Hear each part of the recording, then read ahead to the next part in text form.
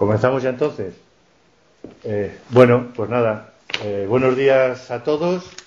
Aquí desde Santander, hoy vamos a hacer esta videoconferencia para toda la casa.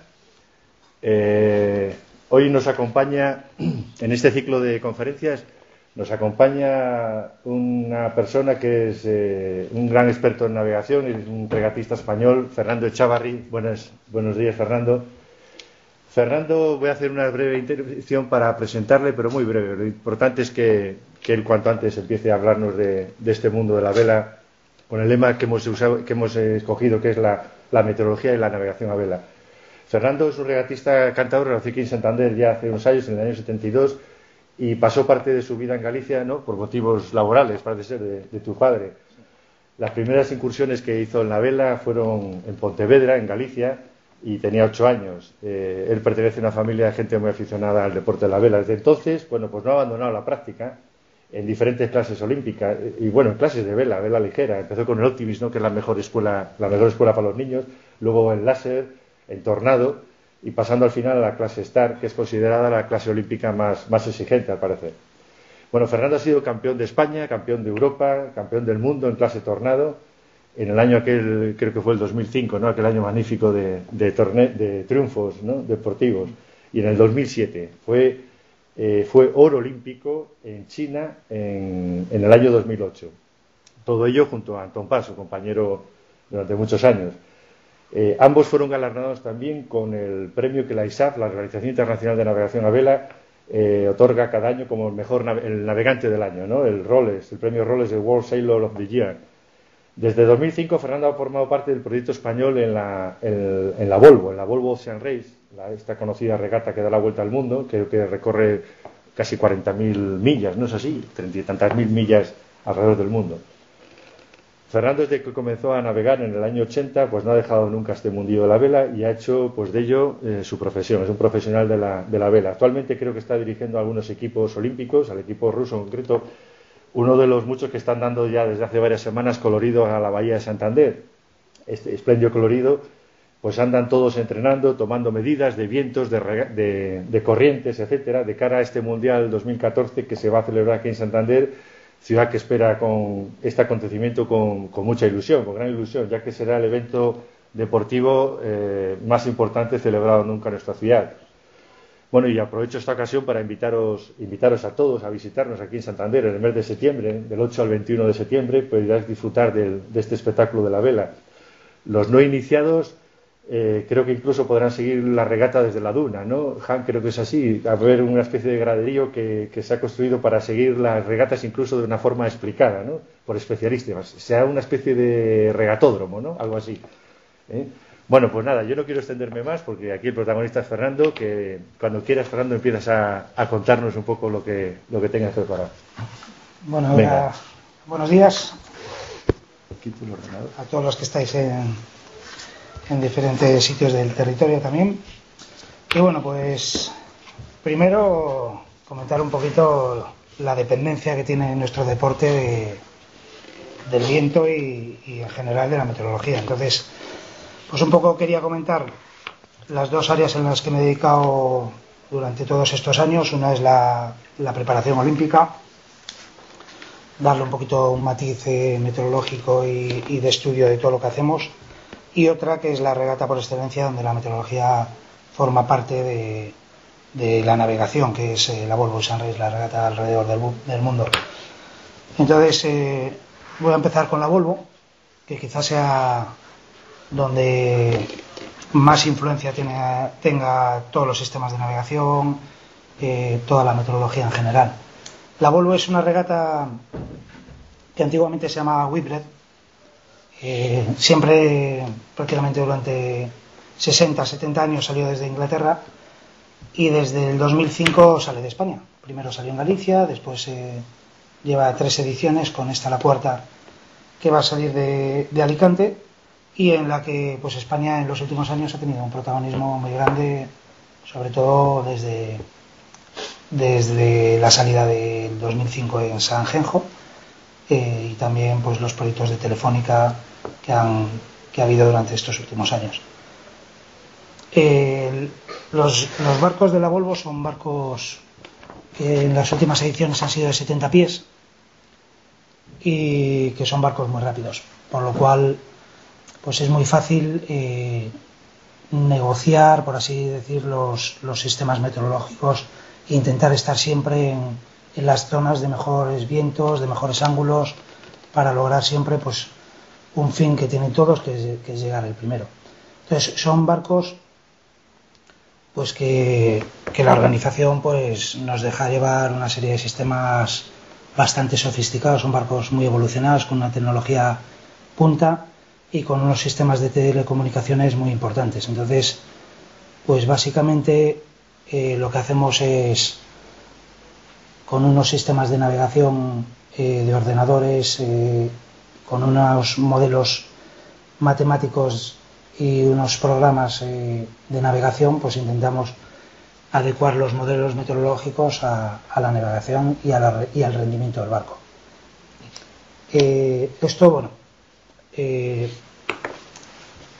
primero, la importancia de la meteorología en la Volvo es fundamental a la hora de diseñar el barco.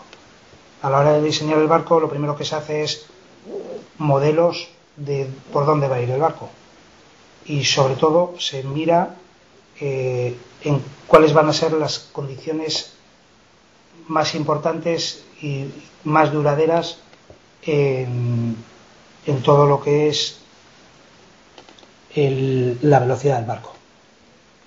Estoy liando un poco. Para diseñar un barco, lo primero hay que saber qué etapas va a haber. Hay etapas, pues normalmente se empieza desde Alicante, se va hasta Sudamérica. En Sudamérica se pasa por Fernando de Noronha, y ahí pues esa primera parte pues hay los vientos de la salida del Mediterráneo, que en la zona en octubre suelen ser flojos o pueden estar condicionados por una baja presión. Después hay que coger los alisios, normalmente hay que bajar mucho, prácticamente hasta Cabo Verde. Después hay que cruzar los doldrums, el Ecuador, llegar a Fernando de Noronha, que ahí ya se empieza a coger el anticiclón de Santa Elena y los trade-winds del sur, y después normalmente se llega a Fernando de Noronha y se intenta costear la zona sur de Brasil hasta coger la primera borrasca que se desprende de Sudamérica para ir a Ciudad del Cabo. La segunda etapa pues normalmente va de Ciudad del Cabo a Emiratos Árabes o a Dubái, a Abu Dhabi. Después se va desde una zona de Oriente Medio normalmente hasta la India. De la India se va a China, de China se baja hasta Australia o Nueva Zelanda. Después la siguiente etapa es desde Nueva Zelanda hasta Brasil normalmente, por lo cual hay que pasar por Cabo de Hornos, hay que negociar todas las borrascas del Índico Sur, después coger toda la zona de subida ya hacia el Ecuador, y una vez desde Brasil se va pasando otra vez por Fernando de Noronha, se va hasta Estados Unidos. Dependiendo del año pues se toca un puerto más al sur, Miami, Baltimore. Hay otros años que suben más al norte, hasta Boston, hasta Nueva York, y ya después se hace el cruce del Atlántico Norte. Normalmente se va hasta Inglaterra. Hay veces, pues este año por ejemplo la última edición se fue hasta Lisboa, y ahí pues es dependiendo un poco pues las borrascas que se desprenden de Norteamérica, pues intentar, es una etapa por ejemplo esa de récords, porque es una etapa que suele ser muy rápida. Y ya después, dependiendo del año, pues se hace unas etapas por Europa. En el 2008 por ejemplo acabamos con etapas hasta Estocolmo, después se acabó en San Petersburgo. En fin, la organización dependiendo del año, también al ser Volvo, pues de lo que a nivel marketing les sea más interesante, pues acaban en unos sitios o en otros. Y una vez se sabe cuál va a ser ese recorrido, pues se diseñan los barcos. Se diseñan los barcos sabiendo qué va a primar. Va a primar el poco viento, va a primar las condiciones de navegación en rumbos abiertos, en rumbos cerrados. Con todos esos datos y todos esos análisis de todas las etapas, de la época del año, etcétera, etcétera, pues se da luz verde a un tipo de diseño. Ese diseño pues es fundamental, porque el que acierta normalmente se lleva el gato al agua, y el que acierta normalmente es más rápido. Entonces, cuando eres más rápido, pues, como decimos en la vela, se te pone cara de listo, ¿eh? Siempre negocias mejor las borrascas, haces mejor navegación y básicamente porque eres el más rápido.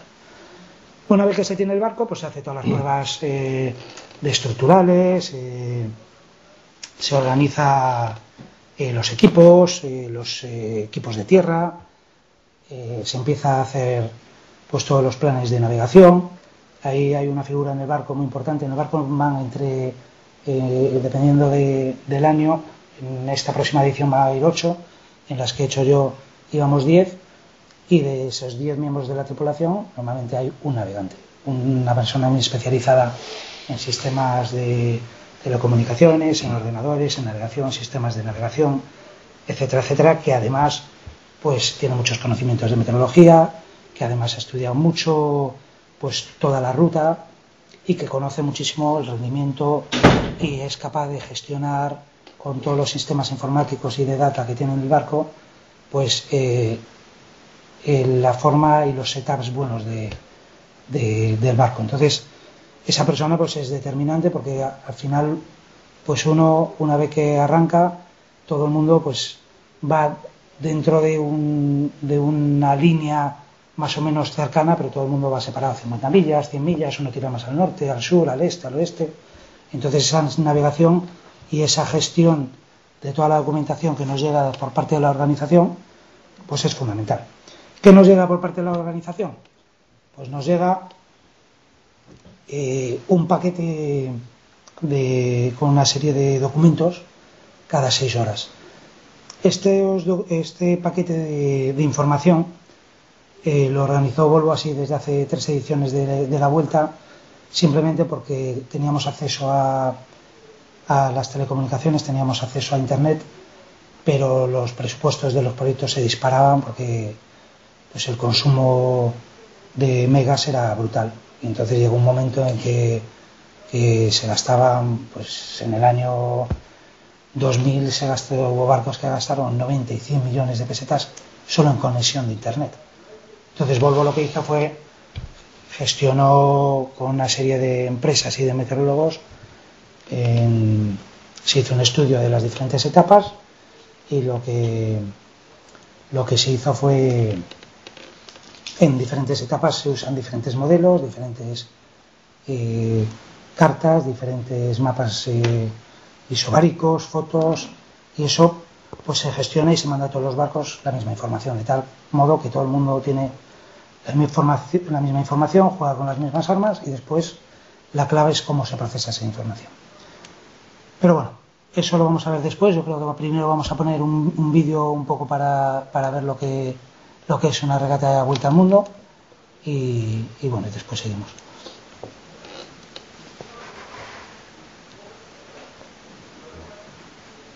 ¿Le van a poner? Sí, a ver, Fermín, ¿nos estáis escuchando? Sí, yo ahora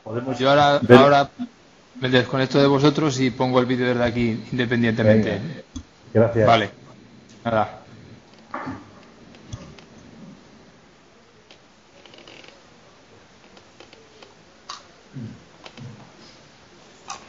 Necesito... Aquí.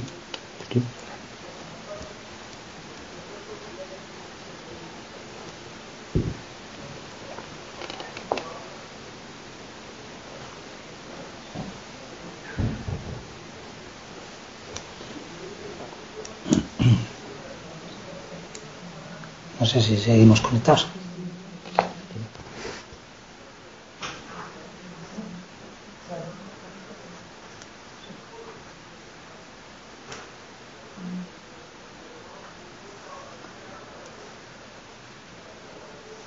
Perdona, ¿está saliendo ya el vídeo?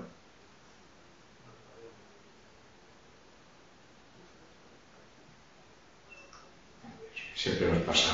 José Luis, desde aquí, desde Coruña, no vemos el vídeo, pero bueno, no sé si es que a lo mejor... Lo van a poner ahí en Madrid, desde allí, para que tenga mejor calidad. Parecer es el sentido que se ha elegido, pero vamos, esperamos que lo pongan en un momento. Vale.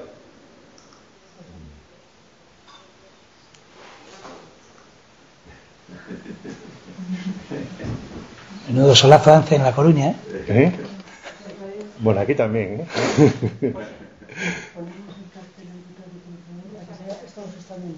Ah, bueno. Ahora. Fernando. Bueno, ya se ve. Fernando, cuando quieras. Bueno, esto es un vídeo de la edición del 2012, que la verdad es que España estuvo a punto de, con Telefónica y con Iker Martínez de patrón, de ganar la Vuelta al Mundo. Empezaron muy bien, se hizo una preparación previa muy buena y se empezó pues prácticamente ganando todas las etapas. Después empezaron a complicar las cosas, también es cierto. Y bueno, y al final pues hubo muchas roturas, el material estaba ya muy desgastado. La verdad es que se les torció bastante y algo que parecía ya prácticamente hecho, pues se acabó complicando en la última etapa entre Lisboa y Galway. Rompieron un timón, después rompieron otro timón y bueno, pues acabaron la Vuelta al Mundo que prácticamente tenían el bolsillo de tercero, lo cual no deja de ser un gran resultado.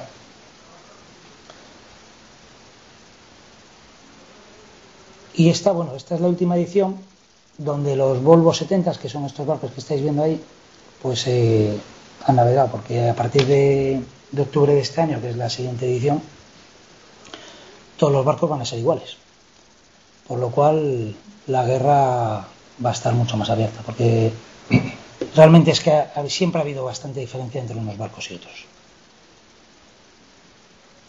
y al final pues un barco que corre más, por muy buena navegación que hagas, son demasiados días, son demasiadas millas. Hay etapas de 20 días, hay etapas de 4.000, 5.000 millas en las que estás navegando 24 horas al día, y como uno vaya 5 décimas más rápido que tú, pues al final son muchas millas.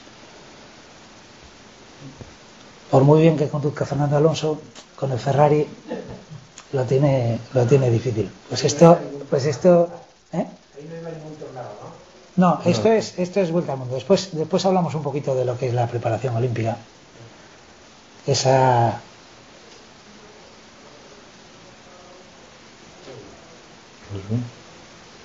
Ahí están las imágenes de cuando rompieron los timones y tal.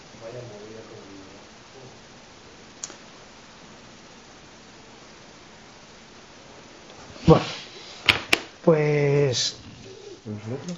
¿El otro? No, lo podemos poner después. Bueno, voy a hablar un poquito de lo que es ya un poquito más la parte técnica de la meteorología aplicada a todo lo que llevamos. Básicamente nosotros lo que usamos en un barco son unos sistemas de navegación, unos programas y unos sistemas de telecomunicaciones con los que descargamos toda la información que podemos procesar.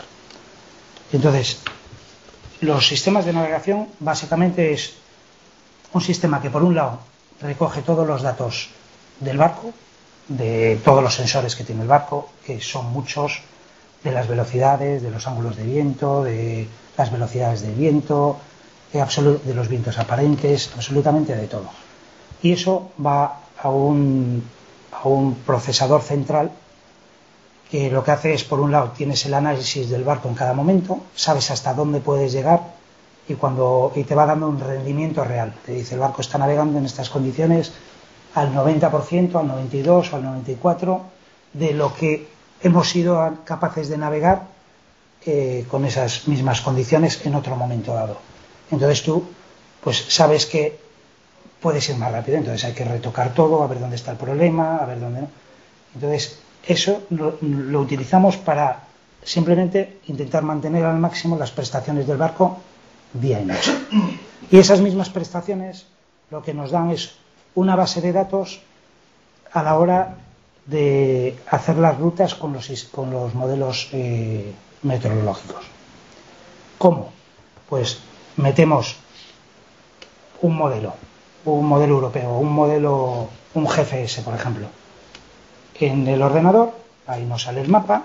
Entonces lo que hacemos es trazamos una ruta que el ordenador procesa, que intenta buscar el ángulo mejor, el viento mejor en cada momento para que el barco llegue a 2 días vista, a 3 días vista, a 8 horas vista, porque lo que haces es que marcas unos puntos a donde quieres llegar y donde quieres estar en un momento dado. Entonces normalmente lo haces a 3 días vista o a 2 días vista. Y dices, bueno, dentro de 2 días quiero estar en este punto. Entonces pones el modelo meteorológico y el propio programa con todos los VPPs que se llaman, que son esa base de datos de todas las velocidades que alcanza el barco con cada rumbo, con cada velocidad, pues procesa esa información y te manda hasta un sitio.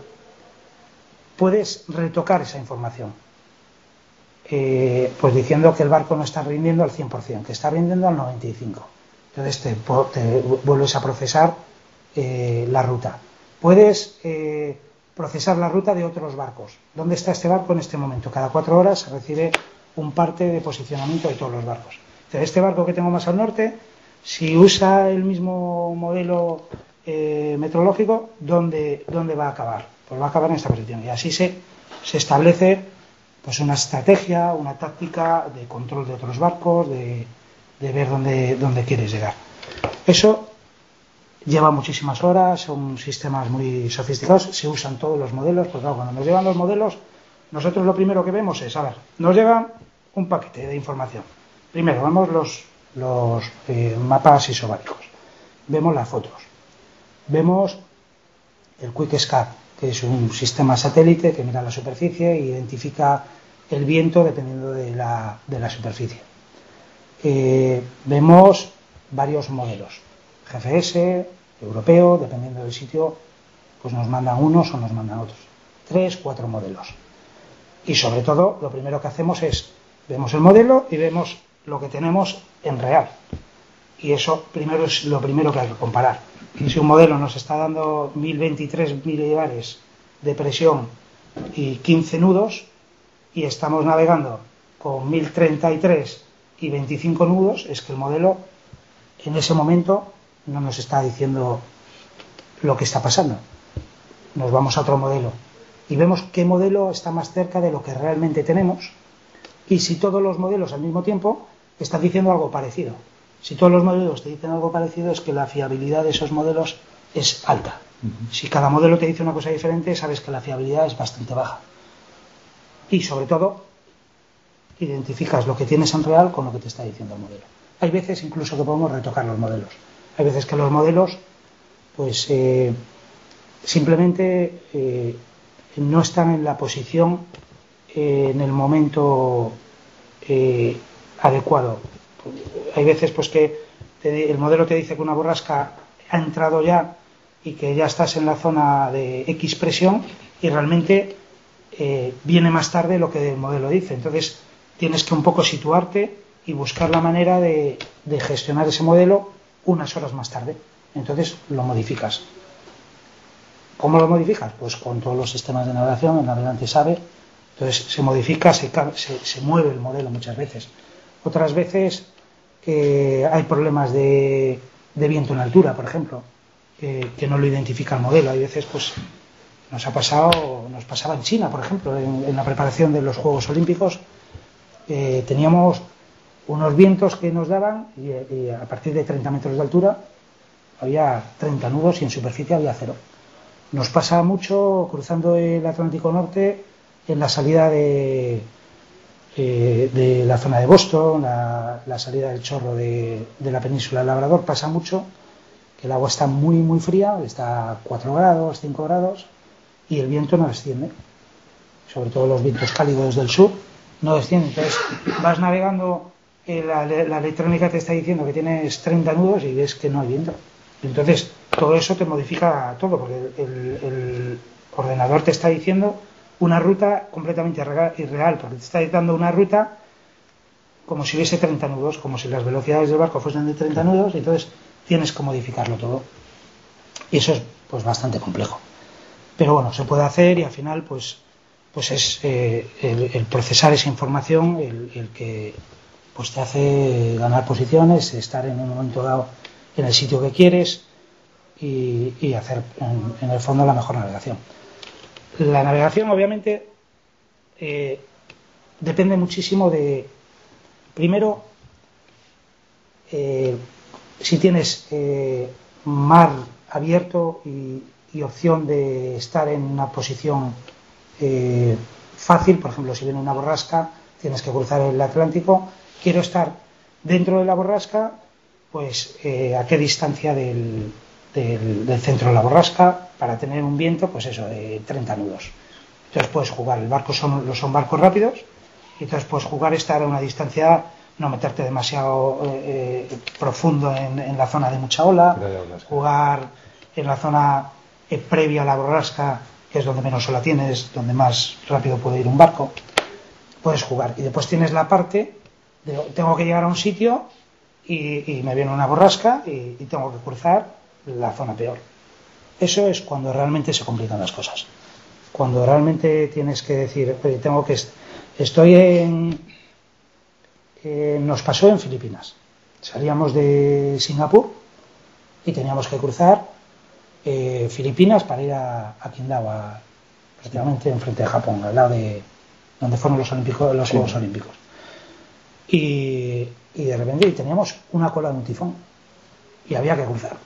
Y no es lo típico, pues me separo, voy más atrás, voy más atrás. No, ahí tengo que cruzar. Fuimos primeros. Y se nos partió el barco. Los anemómetros se partieron con 70 nudos. Y ya, bueno, a partir de ahí ya no había ni visibilidad, olas de 10, 12 metros, y el barco se nos partió. Nos partió porque no podíamos hacer nada. Eso nos pasó en el 2005, en el Movistar, también cruzando el Atlántico, rumbo a Southampton, ya que quedaban 800 millas y ya a puntas. Y también borrasca, ciclogénesis, como le llamamos ahora, ¿no? 50 nudos y también para el fondo del barco. En fin, hay veces que se puede gestionar la meteorología y hay veces que no. Hay veces que tienes un paso obligado, que tienes que ir a un sitio y simplemente lo que intentas es mantener el barco vivo, que no se rompa, y hay veces pues que aún así no puedes. Y hay veces pues que puedes gestionar las borrascas siempre teniendo en cuenta la ortodrómica, que al fin y al cabo es la distancia más corta, que hay veces pues que la sigues y hay veces que no.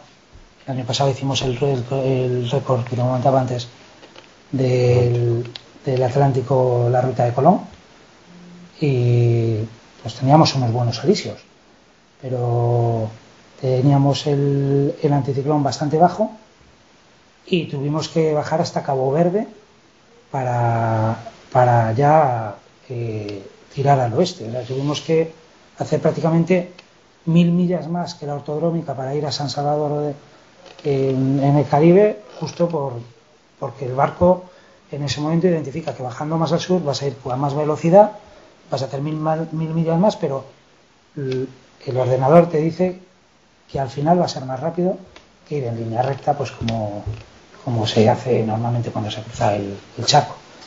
Entonces, la navegación es muy importante, los modelos son más, porque si realmente aciertas en la navegación, y si no aciertas, pues normalmente te dicen que vas a llegar otra vez a un buen ángulo de viento, a una buena velocidad, y realmente te encuentras el viento de morro, pues tardas el doble.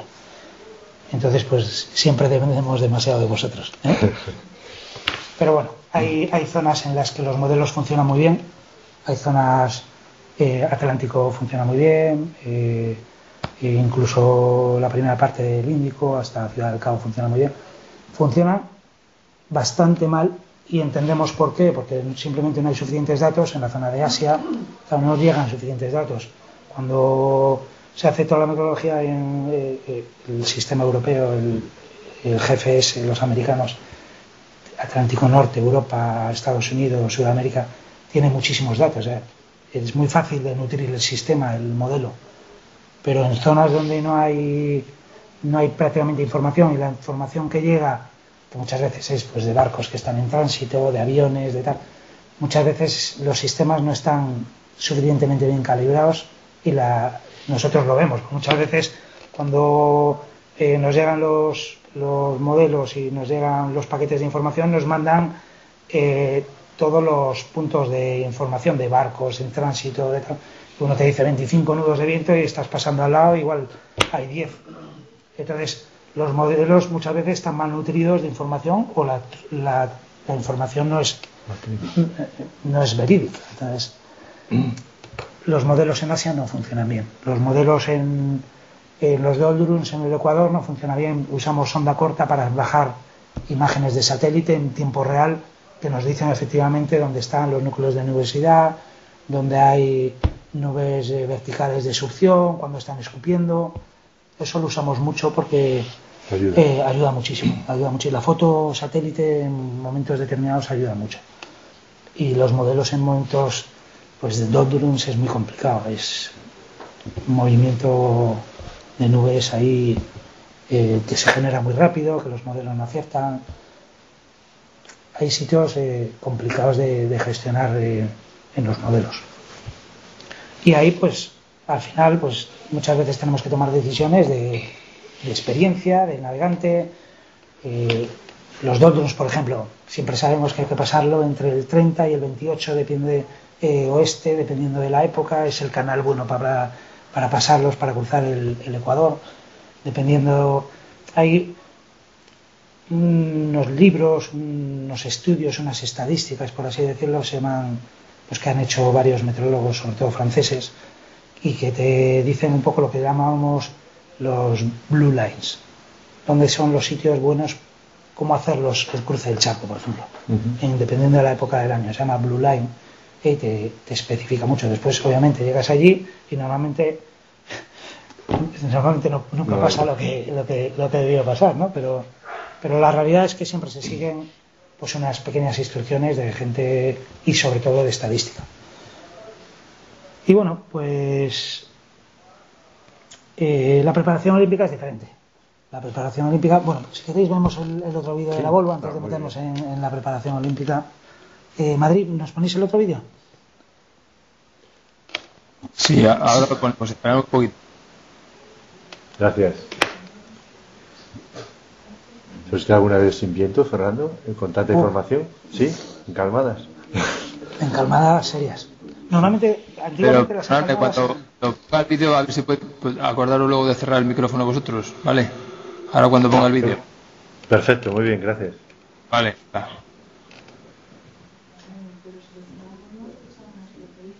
Bueno, ya. Es porque tiene sonido. Música. Es porque tiene música, ¿no? ¿Quieres comentarlo tú? Vale. De todos los modelos que utilizáis, ¿cuál es el que mejor funciona para ti? El europeo funciona muy bien. Esperamos un poco después. No, bueno, mientras entra el vídeo.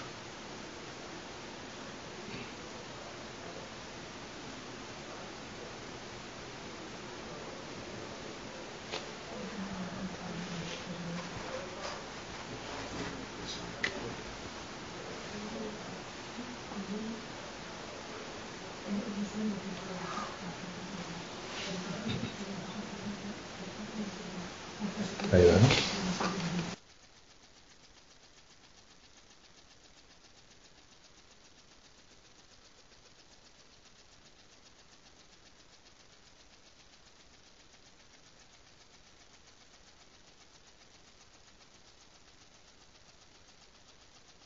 Mucho más en el ámbito también geográfico,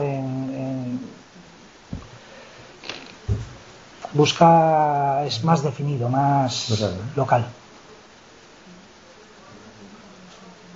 Sí, sale. Lo que pasa es que llega la señal a trozos. Pagamos el sonido entonces, ¿eh? Sí. Ahora no nos...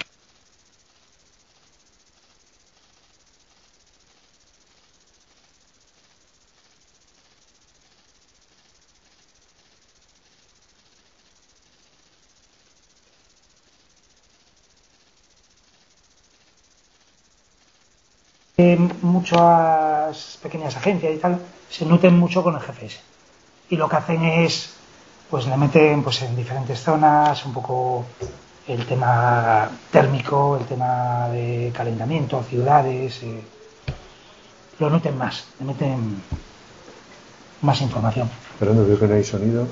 Si debería tener música. Coméntalo. Bueno, ese es un vídeo de la edición del 2008.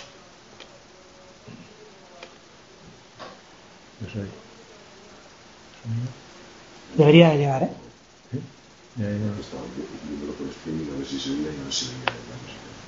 No. ¿Y en otros sitios será la música o soy yo mismo? Este sí está bien. Sí, pero digo en otros sitios que lo estén viendo, ¿se estará viendo con música? ¿Se está oyendo la música de este vídeo? A ver, lo preguntamos. No se oye nada, seguid hablando, porque no se oye la música, ¿eh? Es mucho más interesante veros a vosotros. Venga, pues a ver, me estaban preguntando por aquí, me preguntaban, claro, ¿qué modelos nos fiamos más? Nos gusta mucho el europeo en determinadas zonas, es un modelo que funciona muy bien.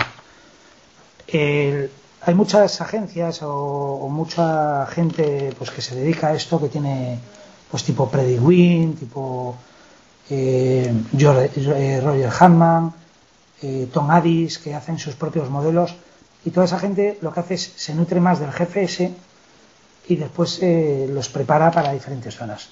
Hay sitios pues muy determinados, por ejemplo, la bahía de San Francisco se ha hecho la Copa América, pues se hacen modelos muy específicos de la bahía, pero ya poniendo focalizando mucho la parte del rol geográfico, de la corriente, del térmico, de turno, de las fábricas, o sea, todo lo que sea nutrir el modelo con mucha más información geográfica, etcétera, etcétera, de temperaturas, de aeropuertos, de zonas, pues eso hace que el modelo sea mejor. El GFS es un modelo muy global, es un modelo que funciona muy bien en alta mar, porque sigue muy bien los sistemas de bajas o altas presiones, lo sigue muy bien. El modelo europeo funciona muy bien en Europa, funciona incluso en Rusia, yo voy mucho y funciona muy bien, pero bueno, hay cada uno. Después hay modelos franceses muy buenos, hay modelos privados muy buenos. En Palma, por ejemplo, no se usa ni GFS ni europeo, tal. Hay gente que tiene sus propios modelos, pues porque los ha estudiado mucho, porque conocen mucho la bahía, porque saben cómo nutrir ese modelo con diferentes parámetros que igual el GFS no contempla o el europeo no contempla. Entonces, pues ahí cada uno se juega mucho con todo eso. Temperaturas. En este que estamos viendo, o sea, ¿cómo son? ¿Preparación olímpica que es como entrenamientos? Sí, ahora la preparación olímpica, bueno, es diferente. Esto es la Volvo aquí, bueno, prácticamente sales y vuelves en 20 días. La preparación olímpica, esto es completamente diferente.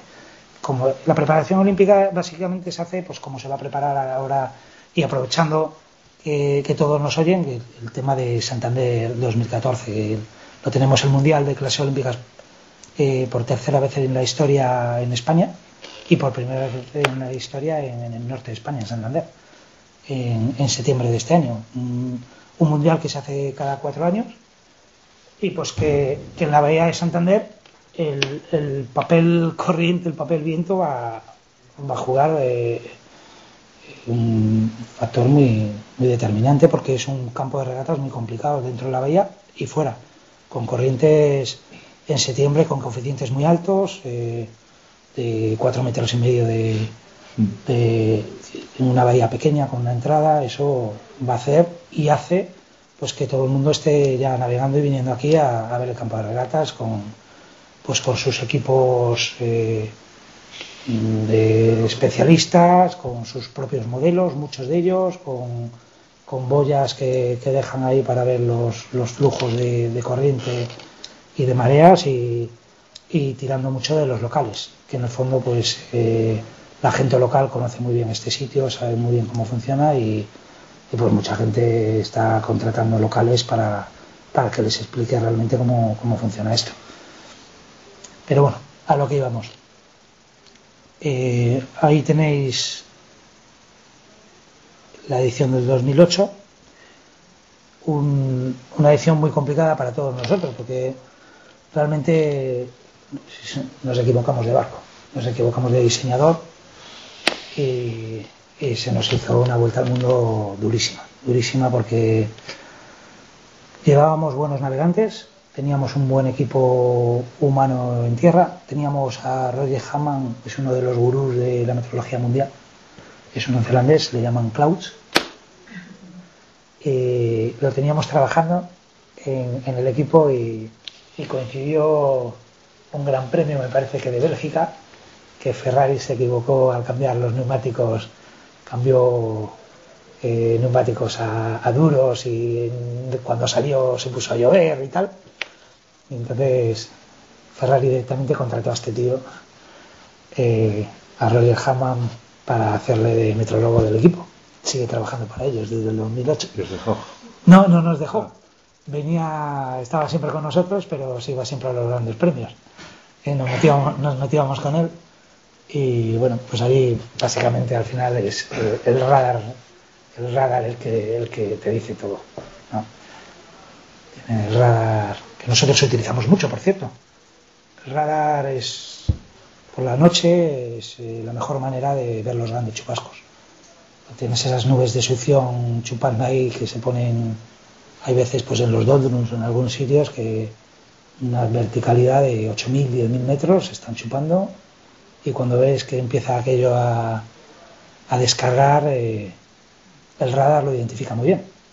Entonces por las noches, cuando estamos en zonas de descarga de nubes, de grandes chubascos, el radar es uno de los elementos más importantes, porque si no vas navegando con 15 nudos y te entra una nube de estas de descarga que te puede llevar a 50 nudos de viento y te coge con todas las velas grandes y tienes un problemón muy grande de roturas o de pegarte una galleta muy, muy grande. Entonces, tanto los prismáticos de visión nocturna como el radar, ahí es fundamental.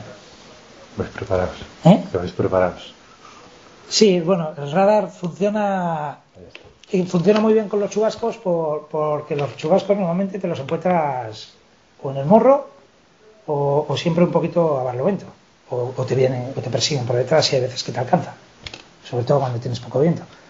Pero el radar normalmente no funciona bien en un barco porque las velas son de Kevlar y te destruyen la señal. Entonces, en todos los barcos de competición las velas son de fibra de carbono, menos en los barcos de vuelta al mundo por un tema de señal. La señal no penetra en el carbono y entonces Inmarsat no es capaz de tener una buena señal en muchos sitios por el tema de las velas de fibra de carbono. Entonces, por reglamento son de carbono, de Kevlar, justo por el tema de la señal. Si no, no somos capaces en muchos sitios, pese a que Inmarsat desvía muchas veces satélites cuando estamos en sitios que la cobertura no es muy grande, desvía satélites para hacer el seguimiento.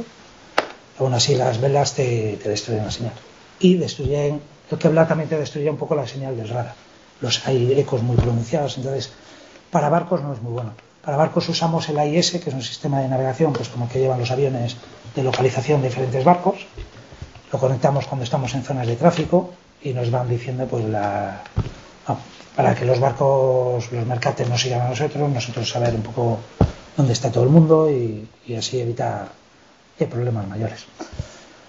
Bueno, la vela olímpica. La vela olímpica, el Mundial de Santander, un poco lo que comentábamos ahí, es completamente diferente. Ahí no jugamos sobre llegar a un sitio en un momento dado, queremos estar en este sitio cuando entra esta borrasca o queremos salirnos de este. Aquí estás en un sitio en el cual navegas normalmente con un programa que te dice pues tal día, tal clase tiene a las 3 de la tarde regatas que solo se van a suspender por exceso de viento a partir de 25 o 28 nudos o por falta de viento normalmente con menos de 6 nudos. Normalmente planificado, 3 de la tarde. ¿Qué vamos a tener a las 3 de la tarde? ¿Qué vamos a gestionar durante este campeonato? Tenemos partes hoy en día a 10 días en algunos sitios que funcionan muy bien. Modelos bastante fiables que ya te dicen estos 10 días va a primar viento fuerte, va a primar viento flojo. Primeras decisiones: ¿qué material vamos a usar en este campeonato? ¿Vamos a usar material para viento duro? ¿Vamos a usar material combinado? porque no sabemos exactamente qué va a pasar con esta borrasca, si llega, si no. Tenemos que ir a lo seguro, nos arriesgamos, no nos arriesgamos, para poco viento material, primeras decisiones antes de las mediciones 2 días previas a las regatas. ¿Qué vamos a usar? ¿Qué material queremos usar? ¿Cuánto nos la jugamos? ¿Cómo estamos? Una vez se elige ese material, ¿qué vamos a tener cada día? Reuniones previas, meteorólogo de equipo, hoy tenemos esto, probablemente pase esto, con el cambio de marea tendremos este flujo por aquí, este flujo, hoy uno compite en el área A, el B, el C, el D, son diferentes áreas en los diferentes campos de regata, al haber 10 clases olímpicas, pues, y todo el mundo tiene que navegar, no todo el mundo navega todos los días, pero normalmente se establecen 4 áreas de regata. Aquí en Santander, por ejemplo, se establecerá un área dentro de la bahía y 3 áreas fuera. Pues esas áreas, pues dependiendo del día que te toca, pues el viento influye con los roles geográficos más en unas zonas, hay veces que hay más viento fuera, hay veces que hay menos viento fuera. Todo eso hay que saberlo, hay que conocer el área. Los equipos, ¿por qué vienen a los sitios o por qué vamos antes de los Juegos Olímpicos 2 años, 3 años antes a conocer los sitios? Para también un poco buscar estadística, navegar en las zonas, ver cuántas veces normalmente es favorecido salir e ir a la derecha, cuántas veces es favorecido salir e ir a la izquierda, dependiendo de esta corriente, dependiendo de este viento. Vamos apuntando todo eso, vamos apuntando y vamos sacando una estadística, vamos conociendo el sitio, qué es mejor, cómo funciona mejor un sitio, cómo funciona mejor otro, qué vientos predominan más, cómo es la ola, cómo se hace el setup del barco en determinada ola en este sitio en concreto, cómo se diseñan las velas o cómo tienen que ser las velas para este sitio en concreto. Todo eso juega un papel fundamental en el desarrollo del setup del barco y en la navegación y en la estrategia a seguir cada día de regatas, por la estadística previa acumulada, por el conocimiento del campo que uno tiene y que ha experimentado durante bastante tiempo. Por eso siempre el local tiene un poco de ventaja, conoce el campo mejor que nadie. Conoce el campo, ¿por qué? Porque al final la estadística prima en la cabeza, ¿no? He hecho tantas veces esto a la derecha y cada vez que hago a la derecha esto no funciona. Pues al final te vas a la izquierda y vas a ver que funciona más veces. Es pura estadística. La experiencia al final es estadística y es un poco lo que intentan buscar todos los equipos. Están sus meteorólogos, se van en una lancha con todos los equipos, están por ahí todo el día, después descargan todos esos datos en los ordenadores y van generando sus propios modelos, muchos de ellos. Al mismo tiempo verifican qué modelos son fiables aquí en Santander cada día. Hoy vamos a probar salimos al agua, cogemos todos estos datos y después verificamos la fiabilidad de cada uno de ellos. Oye, aquí con este viento está funcionando más el GFS, pero con este viento, sin embargo, funciona mejor el europeo.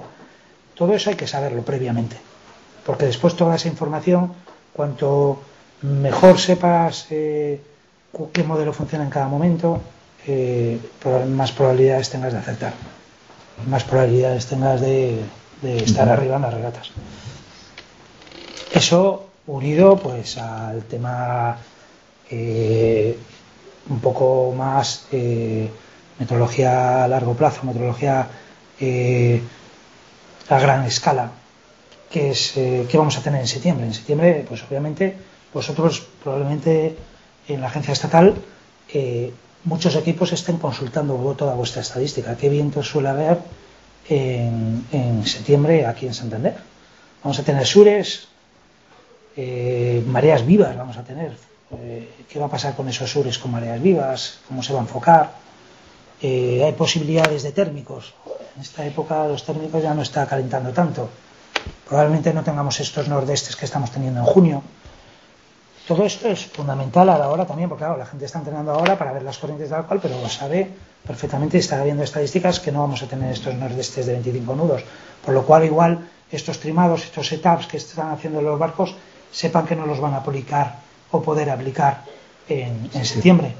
Entonces, todo esto, nosotros dependemos muchísimo de toda esta estadística que vosotros aportáis, de todos estos modelos que vosotros contribuís y nutrís, es un deporte que probablemente sea el deporte, pues obviamente, que más dependa de todos vosotros. Bueno. Muy bien, sí. Es importante, desde luego, no cabe duda. Sí. ¿El equipo olímpico español lleva su propio meteorólogo? Sí. Tenemos un meteorólogo que se llama Capi. Capi. Ese es. Es de Palma. Lleva con nosotros muchos años. Sí. Tiene incluso adapta y mejora en diferentes sitios los modelos. En la federación normalmente siempre llega a un acuerdo. En China, por ejemplo, tuvimos Meteosim. Siempre se llega a un acuerdo con alguna agencia que dice, bueno, pues venga, vamos a trabajar en concreto, por ejemplo, en Qingdao, un campo muy complicado, de poco viento. Pues Meteosim nos estuvo nutriendo, además de toda la información que teníamos, que iba consiguiendo Capi, de diferentes modelos. Teníamos un problema allí, por ejemplo, con el viento en altura. Los modelos decían otra y estudiábamos qué está pasando aquí.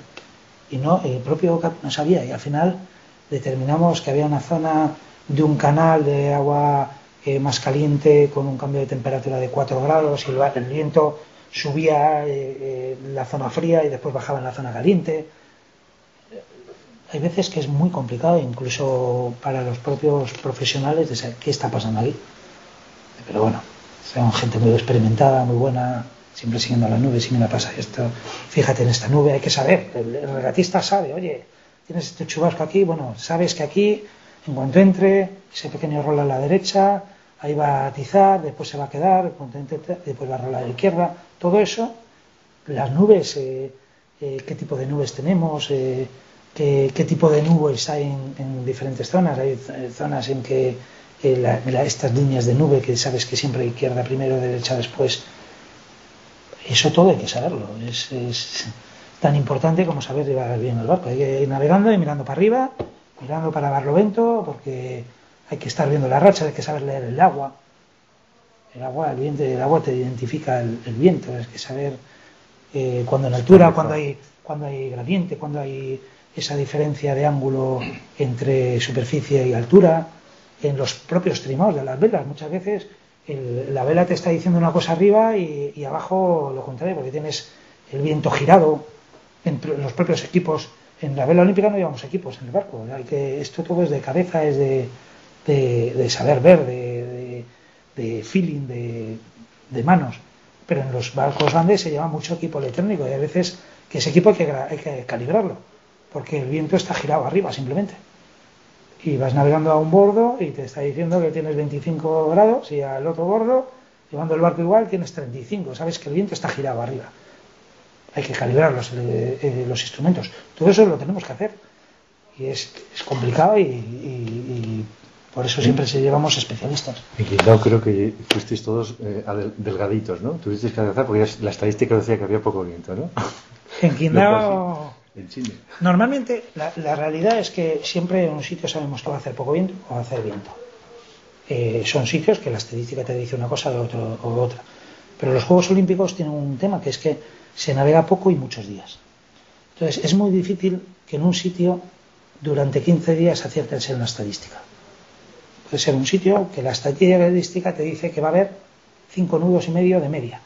Pero sabes que en 15 días va a haber 2-3 días de 10 nudos, o de 15, o de 25. Entonces, los Juegos Olímpicos, la estadística prima por un lado, pero hay que tener cuidado por otro. Y sobre todo, nosotros en Atenas, que íbamos preparados para viento, hubo la primera parte de los Juegos Olímpicos con viento y a nosotros nos tocó la parte de poco viento. Sin embargo, en China, la parte de poco viento, que era la que se esperaba, se tocó en la primera parte y a nosotros nos tocó una media de 9 nudos, lo cual era mucho más de lo que esperábamos. Que sí. Siempre hay que saber que los juegos son muy largos, que si tú haces una estadística y dices, oye, Qingdao, esta época del año, ¿qué es lo normal? 6 nudos. Pero claro, en 15 días sabes que 6 nudos no va a haber todos los días. Entonces tienes que jugar con eso. Eso lo sabe bien Hanna Bascal, que nos acompaña aquí en el público, que otro oro español olímpico que conoció lo de Atenas muy bien, ¿verdad? Sí. Bueno, Fernando, no sé, aquí estoy diciendo ahora pasar una ronda de preguntas. Si quieres contarnos algo más o damos paso a otros compañeros que nos hagan preguntas. Bueno, y a la gente aquí en San Andrés. Si queréis empezamos por ahí, por fuera, en las delegaciones, si hay alguien que está siguiendo la charla, que nos haga una pregunta, te haga alguna pregunta.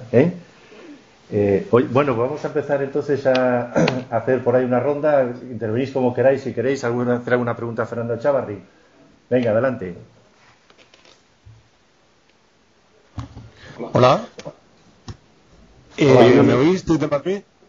Sí, sí. Sí, te escuchamos. Sí. Bueno, yo quería preguntarle a Fernando, vale, que ha comentado varios parámetros meteorológicos, atmosféricos, velocidad del viento, presión, pero de oleaje, ¿qué parámetros le puede interesar a la hora de la navegación, de optimizar la ruta?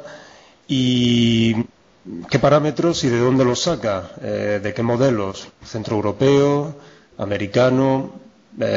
También parámetros medidos, ¿no? O sea, ¿qué boyas y qué red de boyas se puede encontrar por ahí por el mundo? Gracias. Sí, bueno, el mar es fundamental, es tan importante como el viento. Normalmente en los barcos lo que te gusta es navegar con viento y poca ola, sobre todo en los barcos de vuelta al mundo, porque es cuando realmente puedes hacer velocidades muy altas. En estos barcos estamos hablando de que puedes coger una borrasca, el frente de una borrasca, y mantenerte en ello con 30-35 nudos y hacer más de 600 millas diarias. O sea, son velocidades muy altas que la borrasca siempre te va absorbiendo, pero en cuanto ya te absorbe demasiado y entras en la zona de ola, ya el barco se complica mucho, ya es más fácil romper, ya las velocidades no son tan altas. Entonces, obviamente, dependemos muchísimo del factor oleaje, y lo sacamos también de los mismos modelos y también de boyas que vienen en los paquetes informativos de Volvo, de barcos que están haciendo la ruta, que nos dan información, pues prácticamente de todo lo que Volvo es capaz de suministrarnos. En los modelos, en todos los modelos, los puedes descargar con oleaje, sin oleaje, con humedad, con nubes, sin nubes, con lluvia, sin lluvia. Entonces, nos mandan los modelos completos, entre los cuales incluyen el oleaje y en los cuales también metemos el oleaje, porque los ordenadores identifican ese oleaje, porque los datos de performance del barco también están obtenidos con X viento y X ola. Entonces, los ordenadores a la hora de trazar la ruta están identificando esa ola para saber si el barco va a ir más o menos rápido. Muy bien. ¿Alguna otra cuestión por ahí? Sí, una pregunta. Si tuvieras desde Murcia, Luis, si tuvieras que recomendar algún libro sobre meteorología más bien costera, más que de altura, ¿cuál recomendarías? Vamos, hay un meteorólogo por ahí, Houghton, que tiene unos libros buenísimos, pero en tu opinión, ¿cuál sería el libro de meteorología costera que recomendaría? Y en la misma línea, ¿sabes si Roger Hartman, creo que has dicho que se llamaba, tiene publicado algo por ahí sobre meteorología que haya caído en tus manos y puedas recomendar?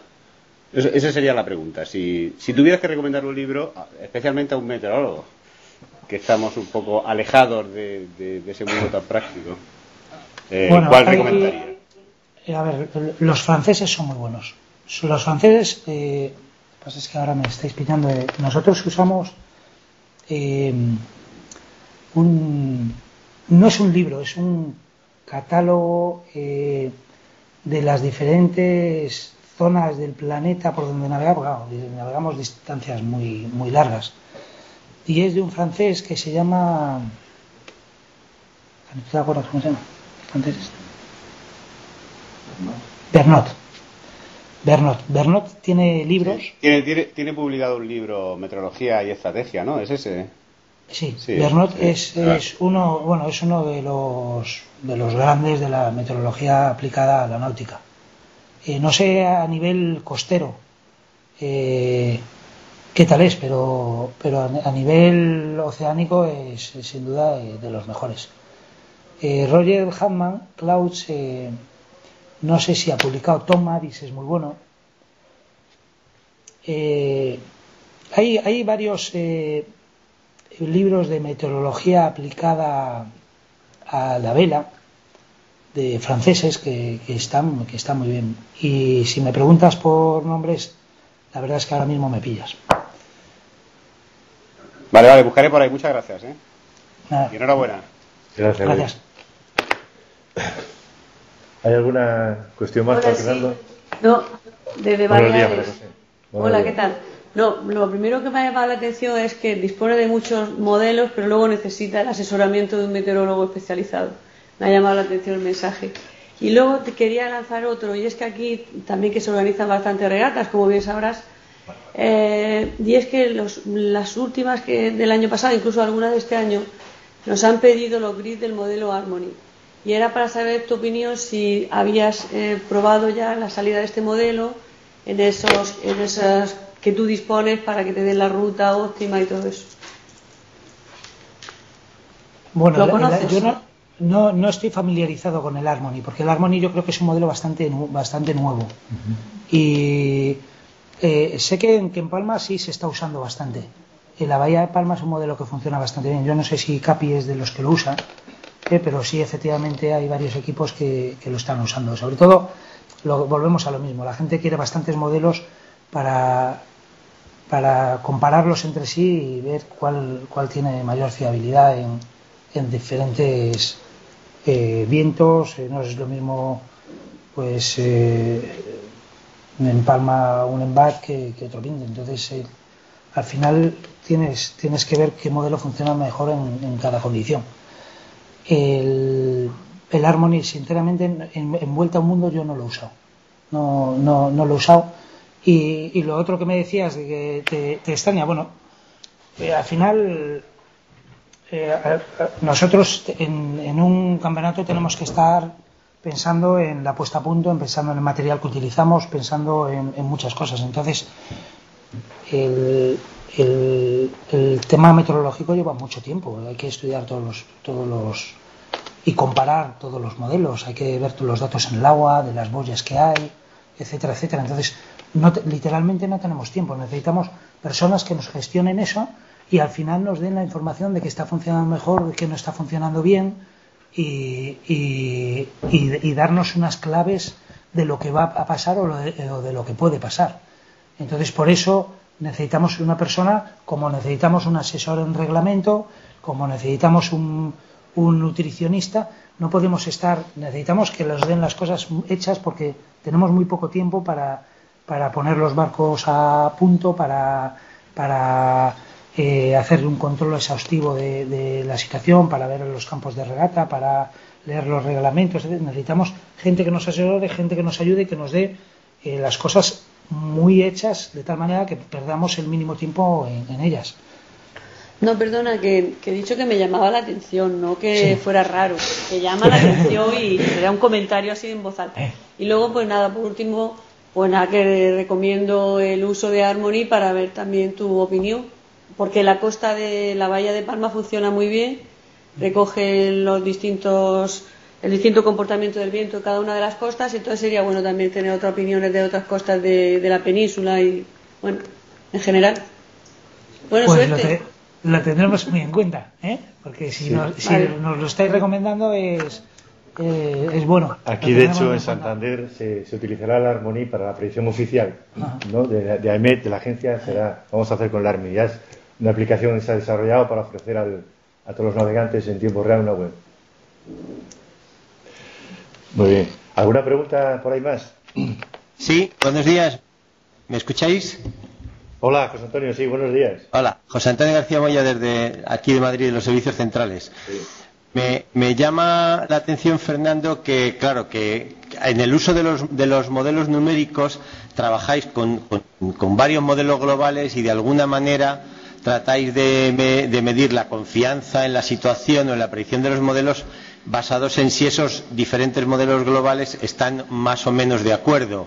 Nosotros en meteorología ya usando modelos numéricos hace muchos años que pusimos en marcha herramientas de predicción probabilística que en vez de dar una única predicción de cada modelo, por ejemplo del modelo del Centro Europeo o del GFS, dan un conjunto de predicciones que son, digamos, alternativas unas de otras y que creo que, sobre todo en regatas oceánicas, permitirían de alguna manera establecer 2 o 3 rutas alternativas con diferente probabilidad cada una de ellas y tal vez aprovechar mejor la incertidumbre que pueda haber en la predicción de los modelos. Me llama la atención que todavía estas herramientas de tipo probabilístico no han llegado al mundo de las regatas oceánicas, y yo creo que realmente va a ser un salto cualitativo importante cuando se empiecen a usar rutinariamente.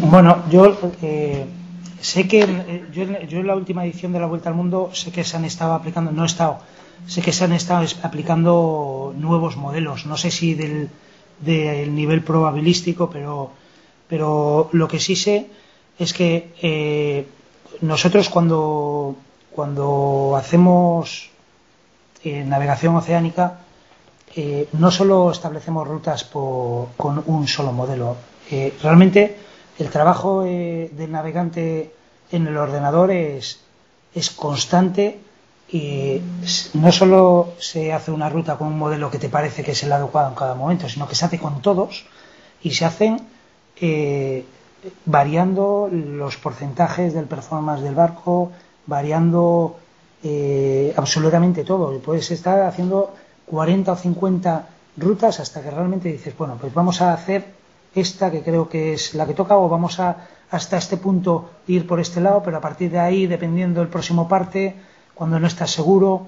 Realmente la probabilidad no se usa en modelo, o por lo menos en la época que en la última Vuelta al Mundo no la usábamos, en la que estuve yo no la usábamos, pero sí hacíamos una probabilidad con el navegante en base a su experiencia, en base a los equipos con los que contábamos. Bueno, gracias, muchas gracias. De todas maneras, yo leí un artículo del Centro Europeo que hizo sobre diseño de rutas óptimas, pero no para la vela, quizás era más para la navegación comercial. Parece que al final el capitán del barco no tiene mucho tiempo para hacer muchas cábalas sobre lo que le puede llegar, sino que habría que darle un poco, es una recomendación que se hacía en este trabajo, ya tiene unos años, un poco orientarle hacia la ruta, es decir, no dejarle mucha interpretación como haremos quizás los meteorólogos, ¿no?, cuando usamos los ensembles. Estaba un poco en duda eso de que fuera realmente práctico en la práctica diaria, en la navegación diaria, ¿no? Quizás ellos tienen más tiempo, no lo sé. ¿Eso qué se hace? ¿Las 4 horas que estáis arriba o las 4 horas que estáis abajo? Bueno, el navegante está siempre en los ordenadores y sale un poco. Sí. Ajá. No, a ver, vamos a ver. Las rutas óptimas existen, y de hecho Bernot es uno de los que las aplican. Le llamamos Blue Lines. Hay una guía cuando salimos en una tepa, hay una guía. Oye, si pasa esto, por ejemplo, un cruce del Atlántico. Un cruce del Atlántico, sabes que primero tienes pues que gestionar hasta Gibraltar desde Alicante. Bueno, eso va a depender mucho, no es una ruta óptima. Eso se va a hacer ya previamente en Alicante, saber cómo se va a salir. Si es pegado a África, si pegado a la península. Pero una vez sales de allí y tienes primero que buscar la zona del anticiclón lo antes posible. Unas veces tienes que tirar primero al oeste, otras veces vas al sur pegado, depende si está la borrasca ahí cerca de África. Bueno, eso depende de mucho. Pero ya después en el anticiclón siempre hay una ruta, hay un blue line que se llama, que sabes, bueno, los ingleses dicen eso de ir hacia el sur hasta que se derrita la mantequilla, ¿no? Pues ¿cómo sabes? Pues normalmente se baja muy hacia Cabo Verde, se gana primero mucho el sur antes de ganar el oeste, porque una vez que se entra, por ejemplo, en la zona de los doldrums, no puedes hacer un sureste o un suroeste, tienes que intentar, como son zonas de muy poco viento y son 100 millas, 150 millas, tienes que cruzarlo lo más norte-sur posible para hacer las mínimas millas posibles. Entonces sabes que la ruta óptima, dependiendo de la época del año, siempre está pues entre el 30 y el 25 oeste. Entonces normalmente lo bueno es cruzar en el 28 oeste. Eso son rutas muy estudiadas, que se ha cruzado 1000 veces por ahí, que se sabe que ahí hay un pequeño canal, sabes que no puedes cruzar demasiado al este, en los doldrums, que te puedes quedar ahí muerto. Como sabes también que para ir a Sudáfrica no puedes ir por la costa africana, tienes que irte a Sudamérica y coger desde allí la borrasca y después ya por el sur. cuando por la ortodrómica te manda por el otro lado, te manda ya ir pegado a... Entonces, por eso la organización ya pone que para que no haya una locura de que uno se separe de otro 2.000 millas, uno vaya por África y otro vaya por Sudamérica, pues pone Fernando de Noronha, que es una isla que está ahí pegado al cuerno, no al cuerno, a la zona más este de Sudamérica, y se pasa por ahí, ya se tira después unos más al sur, unos tiran. Pero efectivamente sí hay unas rutas óptimas en Qatar, que están muy estudiadas, pero después, obviamente, sabes que tienes que tener esos modelos para después 50 más al norte, 50 más al sur, cuando voy a coger cuando voy a dejar de finir para tirarme al través, o cuando voy a tomar ciertas decisiones. Sudáfrica, las etapas, por ejemplo, del sur, pues tienes que tirar sur a fondo. ¿Por qué? Porque haces menos millas. La ortodrómica es brutal cuanto más te acercas al polo sur, menos millas recorres. Pero por otro lado tienes que tener en cuenta la borrasca, sobre todo el cruce de un sistema a otro. Eso suele ser las claves. Pues las borrascas ahí van una detrás de otra, boom, boom, boom. Entonces tienes que saber cuándo cruzar hacia el norte, cómo pillar la siguiente borrasca, etcétera. Son rutas que sabes que tienes que hacer y muy estudiadas previamente. Los modelos te ayudan a después, si 100 más al norte, que si 100 más al sur, ¿no? Muy bien. ¿Tenéis alguna cuestión por ahí? ¿Algo más? ¿Alguien que quiera preguntar algo más? Bueno, aquí si queréis alguno preguntar alguna cosa, a Fernando pues es el momento también. Yo quería preguntar, ¿el periodo que se deshace de la ola o no? A ver, ¿El periodo de la ola? pero un poquito. Sí, no lo ve. Como no hay micro inalámbrico, lo voy a repetir. No, preguntan aquí que si el periodo de la ola, Fernando, es importante en las predicciones para la navegación. Sí, sí, es importante. Es importante, pero bueno, no es algo que modifique mucho en 50 millas. El periodo de la ola te puede variar en 300 millas. Entonces, normalmente como es una baja, el que tienes 50 millas va a tener... Importa mucho la dirección de la ola. Porque la dirección de la ola te marca mucho la velocidad del barco. Si es una dirección muy incómoda, el barco clava mucho, se frena demasiado. Si es una dirección más cómoda, el periodo y la longitud de onda, obviamente con todos los sistemas borrascosos, los sistemas de bajas presiones más grandes en la zona del Índico Sur, que llevan muchas millas recorridas y que la distancia del océano es muy grande, pues se amplían, y esas olas de 12, 15, 18 metros que no te parecen tan grandes, porque claro, son longitud de onda muy, muy larga, de 150 metros, el barco planea muchísimo, entonces son muy cómodas de navegar esas olas, pues bajas mucho. Las de conda corta, chopping que le llamamos, estás todo el rato el barco clavando, que es muy complicado. Los riñones. Sí, o zonas, por ejemplo, donde se juntan vientos en contra de corrientes, subiendo, por ejemplo, la costa de Estados Unidos, que te encuentras la corriente del Golfo con vientos del norte, son peligrosísimas. Los barcos se destrozan, son olas que en picadas que tienen con corrientes de 3 nudos, con vientos de 35 de morros, forma ahí el maremoto. Entonces, todo eso lo sabes, tener mucho cuidado, vientos en contracorrientes, corrientes a favor de viento, mar más plano siempre. Esos son temas que tienes muy en cuenta. ¿Alguna cuestión más? ¿Tenéis alguien? Fernando, yo antes preguntaba, dijiste que era muy importante, sobre todo en Juegos Olímpicos Mundiales, hablas de una predicción a 10 días, a unos cuantos días adelantado para prever velas y demás. ¿Eso suele hacerse en todos los mundiales? A ver, hay clases y clases. Hay clases que tienen un material, un juego de velas, y ese juego de velas que usan. Y aún así hay veces pues que tienes una vela que ha salido un poquito más gruesa, por así decirla, con un coeficiente de sustentación más grande que otra, porque aunque son one design, aunque deberían de ser todas iguales, hay pequeñas diferencias. Y hay barcos en los que hay un desarrollo de velas, puedes tener velas para mucho viento, velas para poco viento, y ahí sí tienes que decidir. O apéndices, los apéndices son pues, las orzas, los timones, que pueden ir mejor con condiciones de viento, con condiciones de poco viento, incluso los cascos. Entonces sí se debe tener en cuenta. No sé si todo el mundo lo tiene en cuenta. Yo te aseguro que siempre en sitios, en el Tornado, que teníamos posibilidades de tener velas para poco viento y velas para viento, o en el Star, teníamos muy en cuenta de las decisiones previas a las mediciones. Y cuando más trabajo de meteorología ve y cuando más trabajo teníamos de hablar con los meteorólogos era los días previos a las mediciones, que era cuando más hacíamos un seguimiento más a largo plazo de saber, oye, ¿qué nos vamos a encontrar? ¿Qué tenemos que saber? Bien, interesante. ¿Dónde son los vientos más fuertes que te has encontrado en esas navegaciones?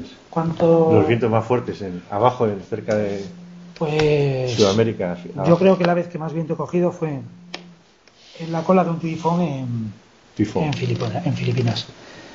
Que yo creo que andábamos en torno a los 70, 75 nudos. Mantenidos, Bueno. Está bien. ¿En la cola? ¿Cómo que era? ¿De viento de cara? No, era con viento de morro. La cola de un tifón. Es salvaje. Salvaje. Completamente escalofriante. El infierno. Hay una de las veces sí. Bueno, caerse al agua, no, a ver, ahí se nos partió el barco y pudimos salir de ella, no se llegó a partir. Se abrió una raja entera, pudimos aguantar, nos pusimos a capear y como era una cola pasó muy rápido. Y rápidamente nos pudimos meter en el abrigo de las Filipinas. Estábamos empezando a cruzar de Filipinas el estrecho de Luzón, se llama. Y bueno, se nos complicó mucho. En el 2005, cruzando una borrasca, bajando de Nueva York cruzando de Nueva York a Southampton, se mató un chaval en un barco que llevábamos cerca. Intentamos ir a rescatarlo, lo recogieron ellos y 20 horas después nuestro barco se partió. Y nos tuvimos que saltar a la lancha salvavidas y el barco que había perdido a un tripulante 20 horas antes nos vino a rescatar a nosotros. Y acabamos 20 en el barco, el pobre chaval que se había matado y nos fuimos hasta Southampton. Hay veces que el mar y el viento juegan muy malas pasadas. Pero esto, a lo que os gusta esto, incluso siendo tan dura esa travesía, repetís, No sé por qué. Bueno, ¿hay alguna pregunta por ahí en alguna delegación que queráis hacer a Fernando? ¿Nadie más? Bueno, no sé si aquí alguien más quiere preguntar algo. Sabemos que Fernando está muy ocupado, le hemos robado hoy parte de la mañana para venir aquí a contarnos estas cosas tan interesantes que, vamos, a mí por lo menos me ha gustado mucho. Y nada, darte las gracias, que sigas teniendo muchos éxitos y que lo tenga el equipo olímpico español también aquí en Santander. A ver si tenemos suerte y acertamos con los vientos y se desarrolla bien. Pues nada, muchas gracias a todos. Si no hay nada más por ahí, y lo dicho, hasta la próxima ocasión. ¿Vale? Muchas gracias.